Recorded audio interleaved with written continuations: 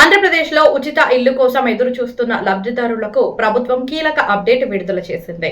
ప్రధానమంత్రి ఆవాస్ యోజన, పీఎంఏవై, గ్రామీణ, అర్బన్ పథకాలతో పాటు ఎన్టీఆర్ హౌసింగ్ స్కీమ్ కింద దరఖాస్తు చేసుకున్న వారి అర్హత జాబితాలను ప్రభుత్వం విడుదల చేసినట్లు సమాచారం.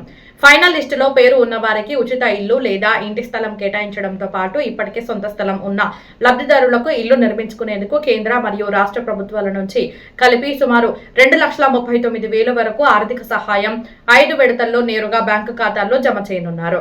మొదటి విడత పునాది పనులు పూర్తయ్యాక, 2వ విడత గోడలు పూర్తయ్యాక, 3వ విడత స్లాబ్ పూర్తయ్యాక, 4వ విడత తదుపరి నిర్మాణ దశలో, 5వ విడత ఇల్లు పూర్తయిన తర్వాత విడుదల చేస్తారు.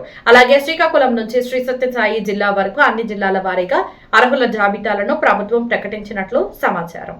మీరు దరఖాస్తు చేసి ఉంటే మీ జిల్లా అర్హుల జాబితాలో పేరు ఉందో లేదో సంబంధిత అధికారులను లేదా అధికారిక పోర్టల్ను సంప్రదించి తప్పకుండా చెక్ చేసుకోండి.